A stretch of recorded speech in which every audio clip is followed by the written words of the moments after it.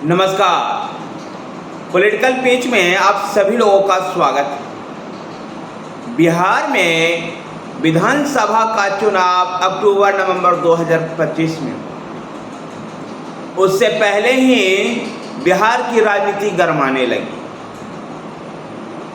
सत्ता पक्ष विपक्ष सभी राजनीतिक कार्यक्रमों को अंजाम दे रहे हैं। इस बीच 3 ऐसे मुद्दे हैं जो बिहार में एनडीए सरकार को, नीतीश कुमार सरकार को परेशान कर सकता है। यह है LSW, लिकर, स्मार्ट मीटर और भूमि सर्वे। शराब, स्मार्ट मीटर और भूमि सर्वे बिहार में ऐसे मुद्दे बनकर के उभर रहे हैं जिससे जनता के बीच में आक्रोश है।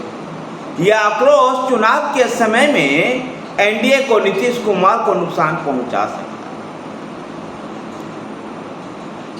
भूमि सर्वेक्षण के दौरान, भूमि सर्वे के दौरान जिस प्रकार की कुछ धांधलियां हो रही है, कुछ लोगों के मन में जिस प्रकार से रोष है, ये विधानसभा के चुनाव में अगर अभी से इसको रोका नहीं गया या इसमें परिवर्तन नहीं किया गया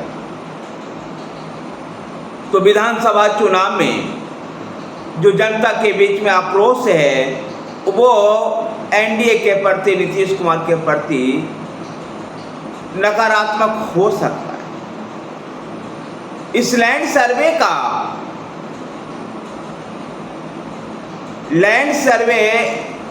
सर्वे को लेकर के बिहार में तमाम राजनीतिक दलों ने, विशेषकर विरोधी दलों ने इसके लिए आवाज उठानी शुरू कर दी।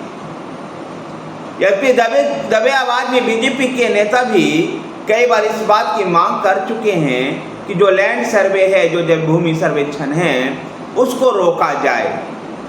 देखना दिलचस्प होगा कि क्या ये विधानसभा चुनाव तक रुकता है या कंटिन्यू जारी रहे। दूसरे मुद्दे स्मार्ट मीटर को लेकर के है। स्मार्ट मीटर के आने से ऐसा माना जा रहा है कि बिजली का बिल ज़्यादा आ रहा है। ये मीटर तेज चल रहा है, ऐसे भी लोगों की शिकायत है। और प्रतिपक्ष के नेता तेजस्वी यादव दिल्ली के मुख्यमंत्री अरविंद केजरीवाल के राह पर चलते हुए, आम आदमी पार्टी की राह पर चलते हुए सत्ता में आने के बाद 200 यूनिट बिजली फ्री देने का उन्होंने वादा कर दिया। ये ऐसे मुद्दे हैं जिसे राज्य की जनता आरजेडी की तरफ, तेजस्वी यादव की तरफ देख सकती है। शराबबंदी जिस प्रकार से बिहार में हुआ और उसके बाद भी शराब रुक नहीं रहा है। शराब के चक्कर में जिस प्रकार से शराब की होम डिलीवरी हो रही है, लोग अभी भी पी रहे हैं। इससे परेशान समाज के कई वर्गों से शराबबंदी खत्म करने की बात भी उठी। प्रशांत किशोर ने भी ये इस बात को कह दिया है कि सत्ता में आते ही शराबबंदी को वो खत्म करेंगे। ये ऐसे मुद्दे, 3 मुद्दे ऐसे उभर कर सामने आ रहे हैं जो आगामी चुनाव में नीतीश कुमार को और एनडीए को परेशान कर सकते हैं। इस बीच नीतीश कुमार ने भी आधी आबादी महिलाओं को साधने के लिए जी तौर प्रयत्न कर रहे हैं। अपने शासनकाल के दौरान महिलाओं के लिए लिए गए जो निर्णय हैं उसको वो लेकर जनता के बीच में जा रहे हैं। जेडीयू के जो बैठक हुई प्रदेश मुख्यालय में, राष्ट्रीय कार्यकारी अध्यक्ष संजय झा ने भी उसको संबोधित किया, नीतीश कुमार भी उपस्थित थे। उसमें ये तय हुआ, उसमें इस बात को कहा गया कि जेडीयू और बीजेपी यानी 74 प्लस 68 का जो फार्मूला जेडीयू ने तैयार किया है। दरअसल 74 प्लस 68 का ये फार्मूला ये है कि लोकसभा चुनाव में जेडीयू 74 सीटों पर बढ़त ली, जबकि बीजेपी को 68 विधानसभा सीटों पर बढ़त।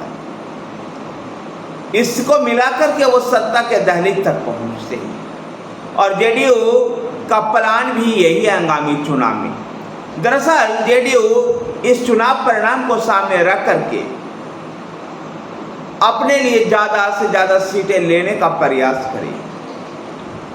उधर चिराग पासवान भी अपने उम्मीदवारों का ऐलान कर रहे हैं।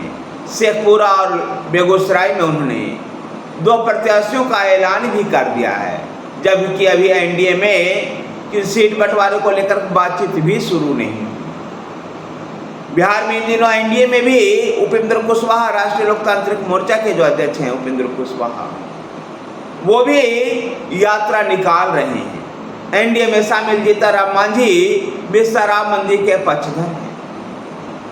ऐसे में जो देखना होगा कि एनडीए में जो ये कॉन्ट्रडिक्शन जो विरोधाभासी बातें दिखाई दे रही है, इसको समय रहते हुए मुख्यमंत्री नीतीश कुमार और एनडीए के बड़े सहयोगी भारतीय जनता पार्टी कैसे दूर कर पाती।